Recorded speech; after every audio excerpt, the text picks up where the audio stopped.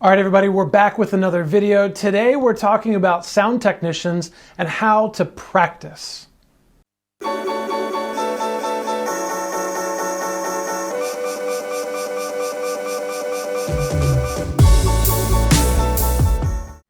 All right, so about 2 weeks ago, I put out a poll that asked about how do you practice as a sound technician? This is a question I pose to everybody that I teach. Anytime I'm doing a live session, I pose this question and say, how does a sound technician practice? Now, I gave some options here, as you can see, practicing on Sunday, maybe practicing with a DAW. Maybe you have some super secret basement laboratory that you can practice in as a sound technician. But one of the things we know we need to be doing is practicing, right? But how? How do you practice as a sound technician?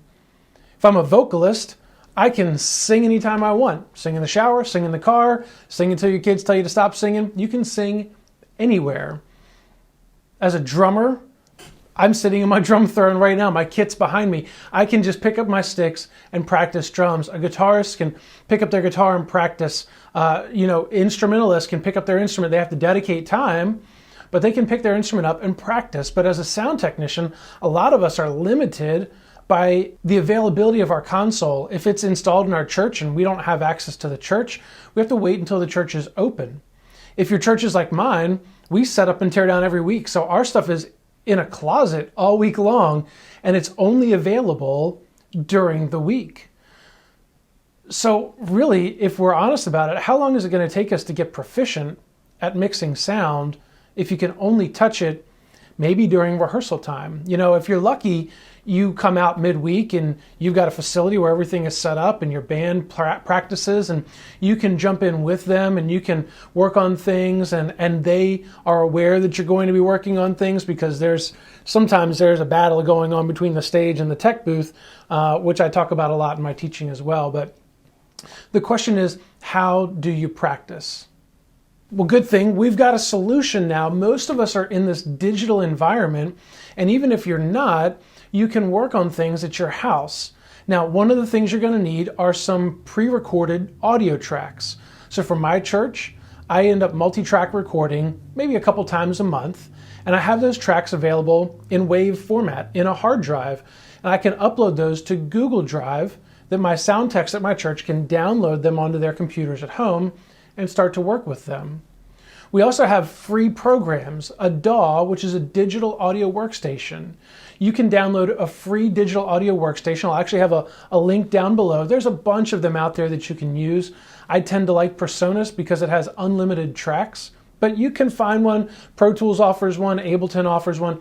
All kinds of companies offer free versions of their DAW.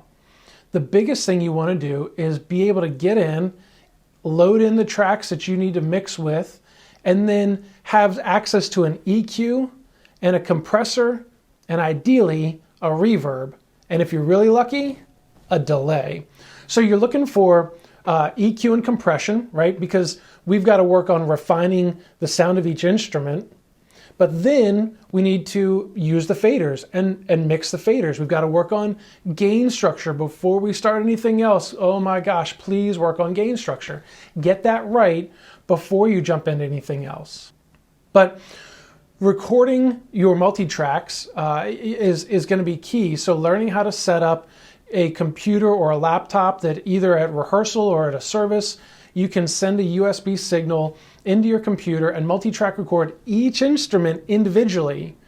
So you're going to have a track for kick drum or snare drum or guitar or vocal 1 and vocal 2 and vocal 5 and vocal 6, depending on what church you're at. You know, if you've got a bunch of vocals or a bunch of instruments, you've got to be able to record those all individually and get that into a DAW, and then you can put it up into, some sort of a Google Drive or a box, a box drive or whatever storage you want to use, and then you can share that out with other sound techs at your church. But everybody can just have a DAW on a computer. Now, do you need a really crazy computer to make this work? Now, to get started, 8 gigs of RAM works. An i5 processor works. It can be a Windows machine or Mac. It doesn't have to be fancy.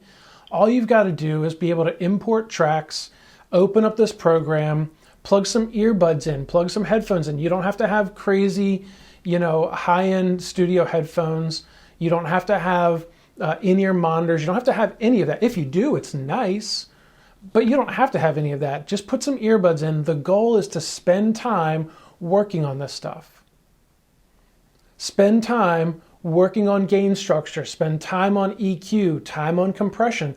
Start to get a feel for what these sounds do so that when you go back to your church and you're at the console that you've got to work with, you can start to work with these things and quickly find the EQ, quickly dial in the compression, quickly build your mix, work with reverbs and delays so that you can really refine your mix, not just for your house, but for your stream as well. You can really refine this and then start to teach other people how to do it. Teach other people how to work. That's the quickest way to learn.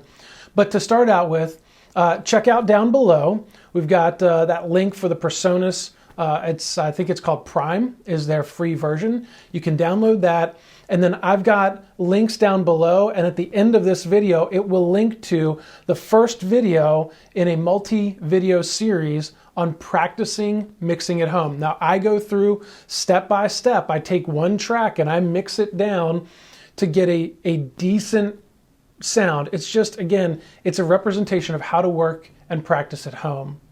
So follow along through that series with me, and let's make our mixes better as we end 2020, jump into 2021. Let's all work together to make our mixes better, make our environment better, help our instrumentalists and our vocalists out at our churches, and really take our mixing to the next level. Well, thanks for watching. We'll catch you guys in the next one. Peace.